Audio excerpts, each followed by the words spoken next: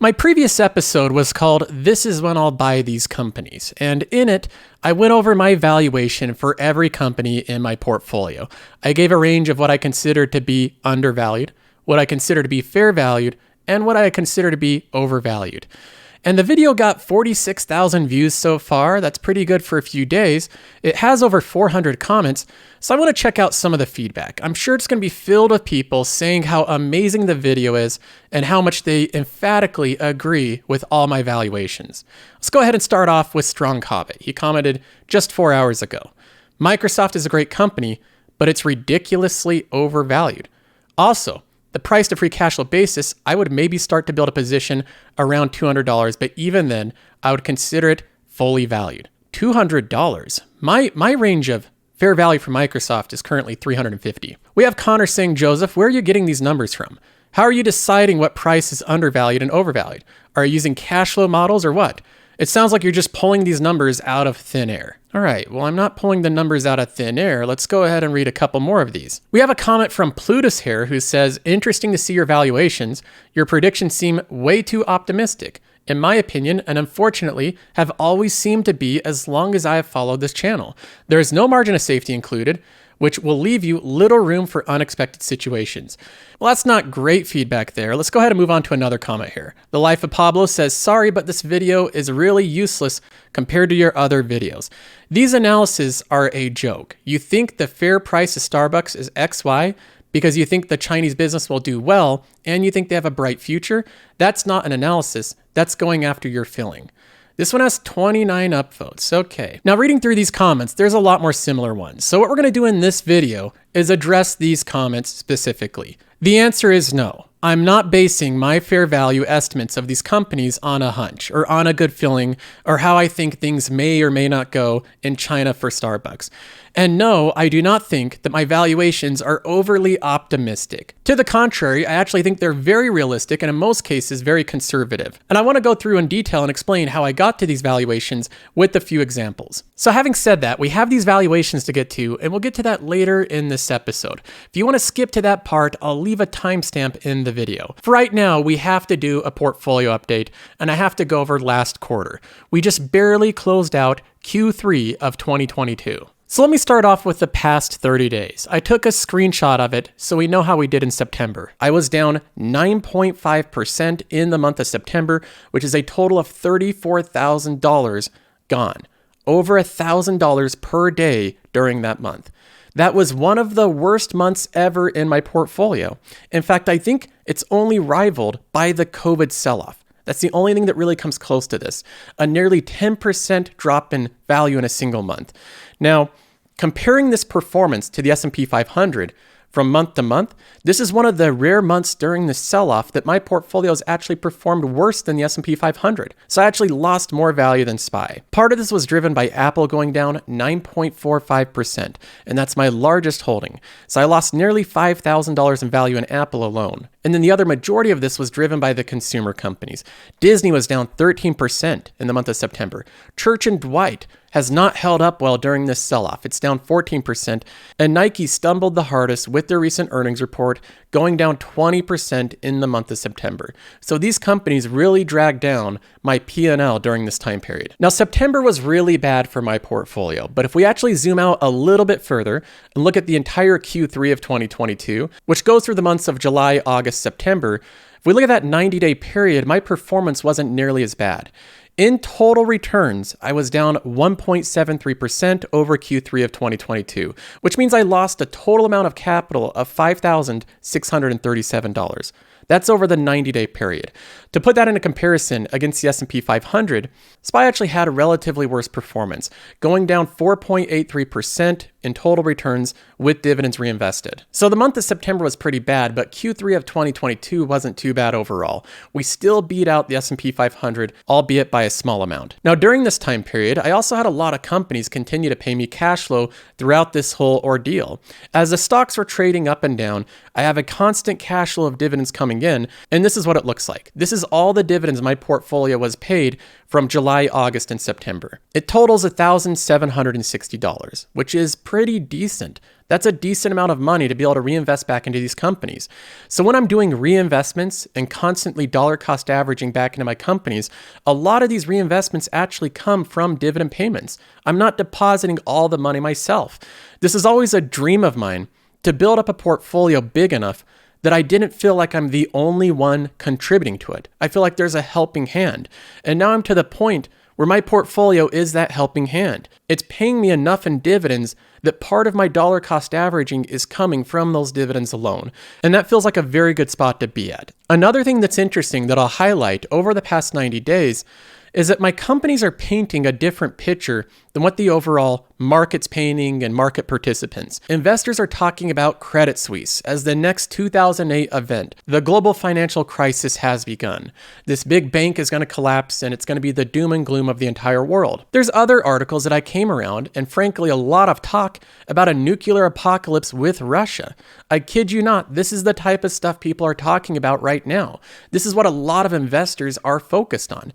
And this type of reading and consumption of news does affect your investment decisions. It all reminds me a bit of the big real estate bubble in China, how China was going to completely collapse and it was going to ruin everything. And I haven't heard about that news in quite some time. It's like it just blew over. But for a moment there, that's the only thing investors were focused on. But when I actually look at my companies and what's actually going on with them, most of them are doing relatively okay. They're hanging in there just fine. In fact, if I look at the actual dividend raises of my companies over the past 90 days, Apple raised their dividend by 4.5%. Microsoft raised theirs by 10%. Vici announced an 8.3% raise. Texas Roadhouse raised theirs by 15%. That's how concerned Texas Roadhouse is about the future. They just increased their dividend at double the rate of this high inflation. So we have two different narratives going on right now. One where I look at the news and see all the major bad macroeconomic events going on day by day. And then another where I look at my companies and I see warehouses full of people, new warehouses opening that are full of new members, restaurants that literally have lines out the door on a Sunday afternoon. So even though this market has been treacherous in terms of pricing, prices have gone up and down for assets like crazy, going up and down 10% in a single month. Outside of that volatility, the companies themselves are actually pretty stable, generating constant cash flow that's increasing over time. In fact, when I look at this on a month-over-month basis and I graph out how much money I'm making, this is what it looks like. It basically follows the same growth that the portfolio has always had. The dividends are increasing over time as I continually compound my share count by reinvesting dividends and by continually DCAing. Last month, September, I earned $735 in dividends. It was near one of my all-time highs. And keep in mind, these months are very unique because I held a lot of really high-yielding assets like BST and JEPI while earning those dividends. I've sold out of them into lower yielding assets that have higher growth rates. So as I did that, my total dividend amount went down slightly, but the growth rate is starting to increase. When I map out my dividend income on a quarter-over-quarter basis, this is what it looks like from the very beginning in 2018. Last quarter again was not the highest because I didn't have the super high yielding assets, but it's trending upwards at a very quick speed. And I think as I continually buy into these companies that are raising their dividends 10 to 15%, we're going to see this amount increase pretty rapidly. Another way to view this is in 2021, I earned a total of $5,606 in dividends. So far this year to date, I've earned $5,300, which means I have basically 3 months to be able to grow my dividends faster than I did last year. So in terms of the actual market, this is a tough market over the past year. There's no way around it. It's been a highly volatile market. There's not many times where my portfolio goes down 6 to 10% in 30 days. That's not really a frequent occurrence with a portfolio with this many conservative, well-capitalized companies. But that's happening in today's market. The truth of the matter is, we're fighting the Fed. That's essentially what we're trying to do. If we think back only a few years, we can remember fondly the times when Jerome Powell was the wind at our backs. He was helping us out. He had the money printers, we had quantitative easing with record low interest rates, the perfect environment for stocks to flourish. for everything to go up no matter what it was worth. And that's reversed. Everything is completely different now. The environment is much harsher. Having said that, I feel highly confident about my portfolio. In fact, I've never felt more confident or more sure of the companies that I'm invested in the entire time I've been investing. So we'll see what happens in the future, but as of now, I'm sticking to the plan. I'll continue to buy these companies with the dividends I'm paid, with my constant dollar cost averaging, and reinvest into the best opportunities. I want to loop back to my most recent video. I did a video where I went over my undervalued fair value and overvalue estimate for every company in my portfolio. And like you would expect, a lot of people had a lot to say about my valuations. Many people saying they're overly optimistic or they don't understand how I got to these different numbers. And this is something that I expected. Valuation is one of the most divisive and one of the most heated topics that an investor can talk about. Almost everyone has a very stern and specific opinion on how an equity should be valued, and those opinions differ greatly. Some people look at valuation and they just look at the PE ratio. That's how they value companies. Some people look at the price to sales. Some people might prefer an enterprise value to EBITDA. Some might look at the free cash flow yield or the earnings yield of the company. Some look at the dividend yield and value companies based off of that. Some investors have incredibly complex discounted cash flow formulas where they price out every little thing of the company for the next decade and form their ultimate valuation based off of that. And some investors ignore valuation completely and they simply buy companies after they've traded down in price a bit. Now, I'm not going to argue the merits of different valuation methodologies, but I will come up with the way that I see valuation. The first thing that I want to point out is where valuation fits into a portfolio, because investors might mock the person that never looks at valuation with any of their holdings. It's not even a concern for them. But in reality, that's many of the best performing assets over the past 50 years. For example, we can look at just a for instance here. We have Schwab's US Dividend Equity ETF. It's called SCHD. It's one of the most popular dividend ETFs in the world, and it's the flagship Schwab Dividend ETF. And the performance of this ETF is staggeringly good at a 12.4% compound annual return over the past 10 years. Since 2012, it's beat the S&P 500 while giving lower volatility, paying you a higher yield the entire time and with lower drawdowns. This is incredibly good performance that many fund managers have a very difficult time beating. Now, the methodology for this portfolio of these 100 dividend-paying companies is rather complex. SCHD first looks for companies that have paid a minimum of 10 consecutive years of dividend payments. They look for companies that have float-adjusted market caps of above 500 million. So we have consecutive dividend growth, and we have companies that are above the small cap size. That right there eliminates 92.6% of stocks. So right there, they eliminated the huge majority of companies in the world. Now, after they get the remainder list of companies, they say eligible securities are ranked by each of the four fundamental base characteristics: free cash flow to debt, annual net cash flow from operating activities divided by total debt. Companies with zero total debt are ranked first. So SCHD does heavily weight the balance sheet of the company, the financial health of the company. It also looks at the return on equity. That's like the ROCE of the company to filter out ones that are low quality from high quality. Annual net income divided by total shareholder equity. The IAD yield, 5-year dividend growth rate as defined with this very complex formula. Now, after SCHD gets that final list of companies, they rank them by the top 100. The constituent stocks will remain in the index as long as they are among the top 200 ranked companies by the composite score. The non-constituent stocks are added to the index based on their ranking until the constituent count reaches 100. So every 6 months, these companies are swapped in and out. And this complex formula is how these companies are selected for this portfolio. But what is SCHD missing? Well, what it's missing is any type of valuation methodology. In no part of forming SCHD does it look at the fair value or intrinsic value of a stock. There's no discounted cash flows on any of these companies. It simply looks at the growth rate of the dividend, it looks at the balance sheet strength, and puts them in a portfolio. So SCHD outperforms most investors while not being focused on valuation at all. But this is the case with the S&P 500 as well. Over the past decades, the S&P 500 has outperformed the huge majority of hedge funds that are supposed to buy the lowest value companies. They sift through the markets to find the best deals in the market. But the S&P 500 that has no concern about valuation and simply ranks companies by their market cap, not by their PE ratio, not by their price to sales, not by their free cash flow yield.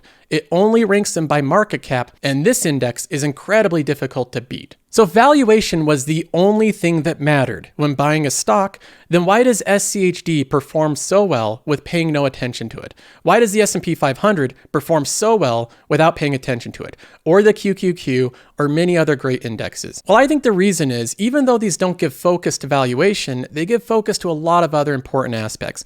For example, SCHD and the S&P 500 do not get attached to stocks. If a stock does not perform well, SCHD will dump it right away.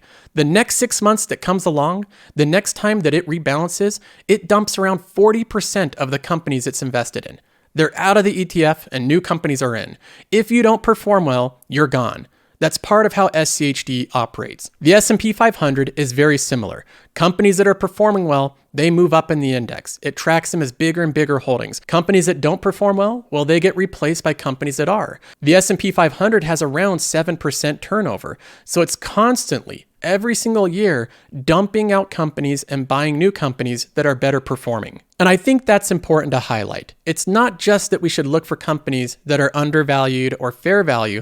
We should always be looking for companies that are heading in the right direction, just like the indexes are. If our companies are not performing well, if they're not growing their free cash flow, if they're not growing their earnings, I don't think they should remain in the portfolio. So I take a systematic approach in managing my companies. When I think that their growth has slowed down or stopped, when I see things reversing with the companies, that's when I move on to different stocks. Now, even though ETFs have great performance and they don't concern themselves with valuation, I think if you're investing in individual companies, you still should be concerned of valuation to some extent. And that's what I try to do with my portfolio as well. I do look at valuations of companies, and I do try to buy them at discounts to their intrinsic value, or to their value based on the lifetime of the cash flows they'll produce. And I want to explain that concept here. The first thing that I want to address is a common criticism that I received, that my companies trade at a higher multiple than the market. For example, right now, the S&P 500 trades at a forward PE of 16. So 16 forward PE is where the market's at right now. Well, the majority of my companies trade at a higher multiple. Apple's at a 22, higher than the S&P 500. Microsoft's at a 23, Starbucks is at a 25, Texas Roadhouse is at a 19, Nike's at a 25, Church & Dwight's at a 22, Pepsi's at a 22, and so on and so forth. A lot of my companies trade in the low 20s PE ratio. They're not down there with the S&P 500 at a 16 forward PE. And many people have cited this as evidence that my portfolio is overvalued relative to the index. So let's go ahead and address this first claim. Is Microsoft overvalued because it trades at a 23 forward PE ratio while the S&P 500 trades at a 16? Now, to answer this question, I want to cite a recent interview from Terry Smith because he has a very similar portfolio thesis in terms of investing in higher quality companies like Microsoft and their given valuation. And this is a common question and criticism that Terry Smith receives, and he responds directly to the same type of question in this interview. But you do have to look at other things. I mean, the biggest one I would say is this: we are seeking to invest in good companies. We think there's a very good reason for doing that. We think it's the best long-term strategy. And no amount of cheapness, going back to the sort of debate with value investment, which you didn't raise, but no amount of cheapness will make a bad company a good one. What he highlights here is a very common debate between investors. Terry Smith invests in good companies. He invests in good companies because he thinks that's the best strategy over the long term, over a 20-year time horizon. And he points out that just because a bad company gets to a very cheap valuation, the cheap valuation doesn't magically turn it into a good company.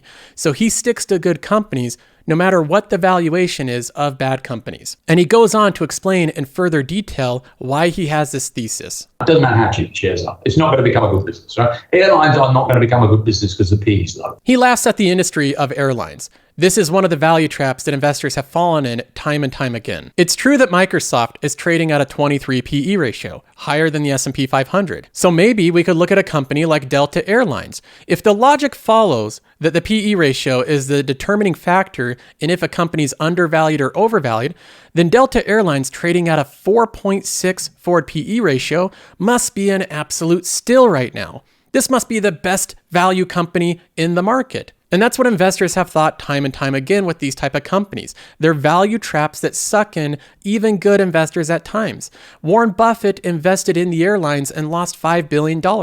Since 2007, Delta Airlines has returned 35%. and the entire industry is no different. Because it doesn't matter if it's at a 4 PE or a 3 PE or a 2 PE, the company is still a bad company no matter where it's trading. When a company has returns on capital employed of 4% and a cost of capital of 8%, it's continually burning investors' cash. Companies like Delta Airlines are continually burning through investors' cash. And I think that's the first thing that investors miss with looking at valuation through the lens of price to earnings. It does not paint a full picture. See, here's what a lot of investors miss when they simply look at the PE ratio of the company and compare it against the earnings growth of the company. If you do that, comparing PE ratios to earnings growth, you're missing a very important part of the calculation. That is the returns on invested capital, or the return on capital employed. Basically, you're missing how effectively the company can use that earnings and reinvest it back into their business to grow future earnings. For example, here is a chart that shows how important the returns on invested capital are to the calculation of the value of the company. This is given by Credit Suisse. It's an investor that went through and did a very in-depth study on the PE ratio. I think it's very worthwhile, and I'll link this study in the description of this video. But this is the most important part, in my opinion. If you look at this chart, you'll notice if a company only has a 4% return on invested capital, that's lower than the cost of capital. The cost of capital is somewhere around 8%, and if anything, it's going higher. So a company that gets returns of 4% actually destroys value the more money it earns. The more money it takes in, the more value is destroyed. That's why earnings growth of 4% for a company that has a 4% return on capital is 7.1 times. That's the PE ratio it should trade at. If the earnings growth is 6%, faster than 4%, the multiple the company should trade at is actually lower because the company's destroying value at a faster pace. And this mathematically makes sense. If a company destroys value in the money it earns, the faster it earns money, the faster it will destroy value. And there's many companies I can highlight as examples of this exact same scenario. Bill is one of them. Billcom Holdings. This is a financial software company. The return on capital employed for Bill is minus 5% in 2020, minus 3% in 2021, and minus 5% in 2022 so far.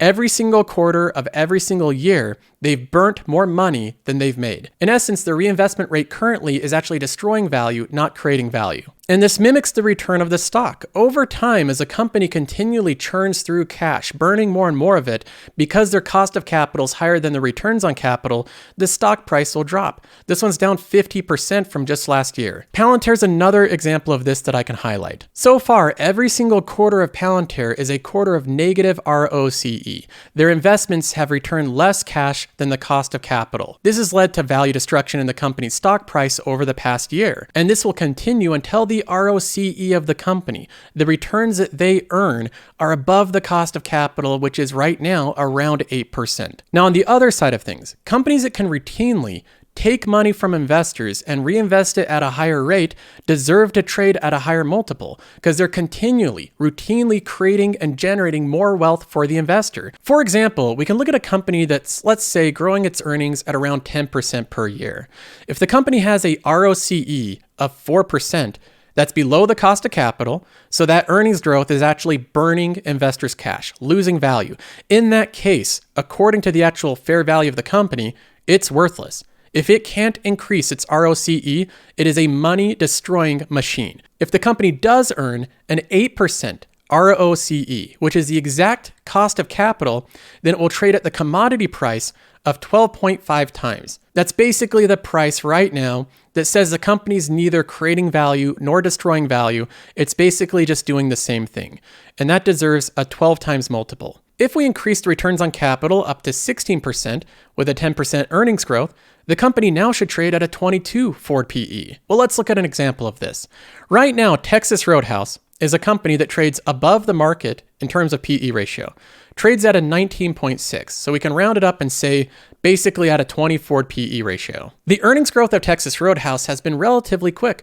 Over the past 10 years, it's grown around 14% on a compound annual growth basis. Over the past 5 years, it's actually accelerated to 15%.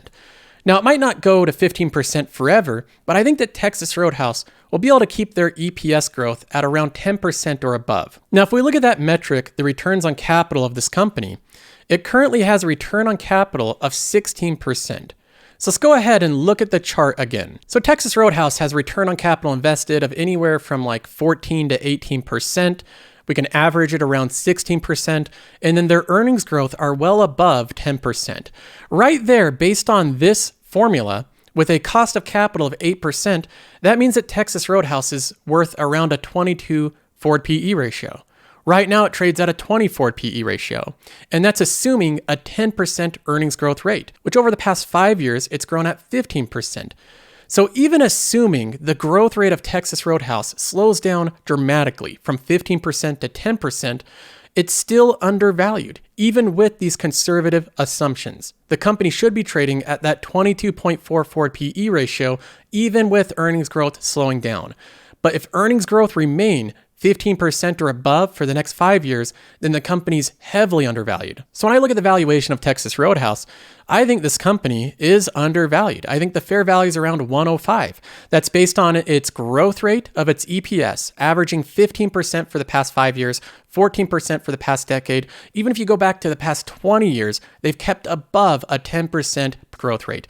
And I think with their same-store sales and their new locations opening, I believe they'll maintain above a 10% growth rate.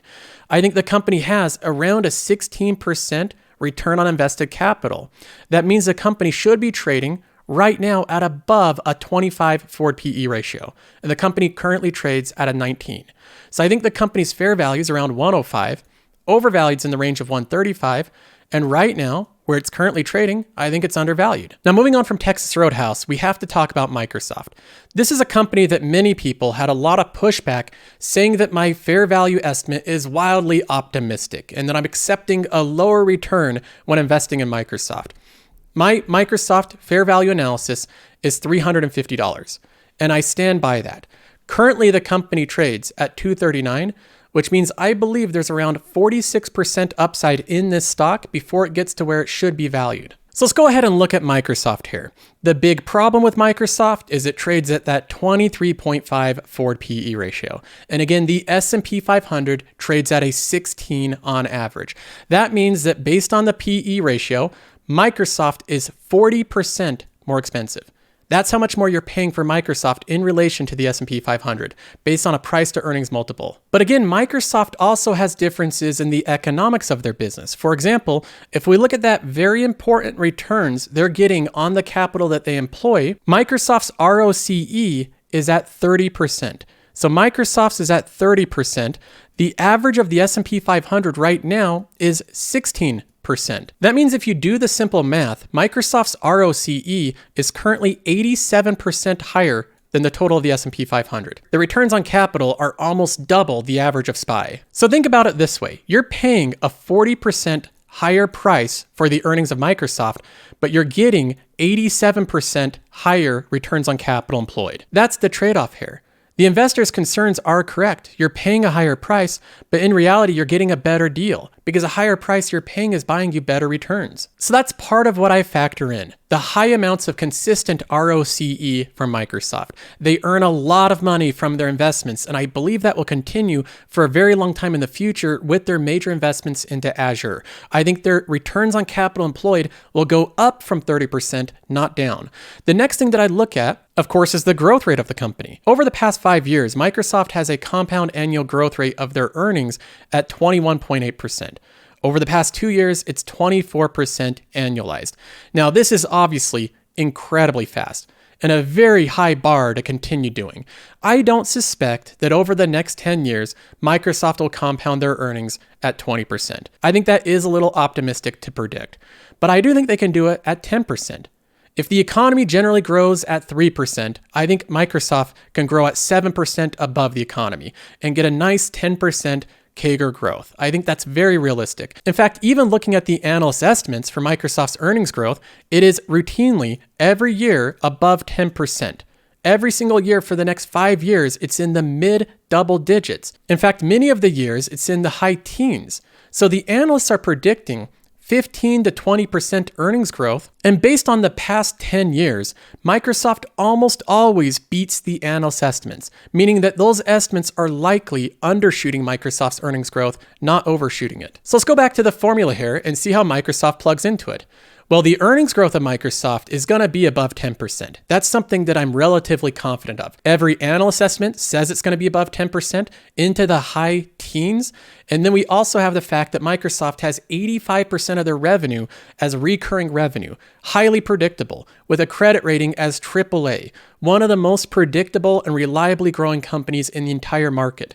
So I think they'll beat that benchmark of having above 10% earnings growth. Then we look at their returns on invested capital. It's literally off the charts.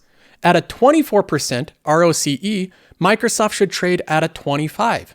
It's trading at a 24 forward PE ratio right now, but Microsoft has an ROCE of 30. So Microsoft is one of the companies that right now is both off the charts in terms of earnings growth, earnings above 10% per year, and off the chart in terms of returns on capital invested, above 24% per year. And when I do the actual math and look at what Microsoft should be trading at based on these assumptions, Microsoft should be trading in the range of the mid-30s, a 35 forward PE ratio, which based off next year's earnings means the company should be trading at $350. That is the fair value of the company. So when I say that Microsoft should trade at $350 per share, that's based on the earnings growth of the company that I assume over the next 10 years in combination with their historical returns on capital employed.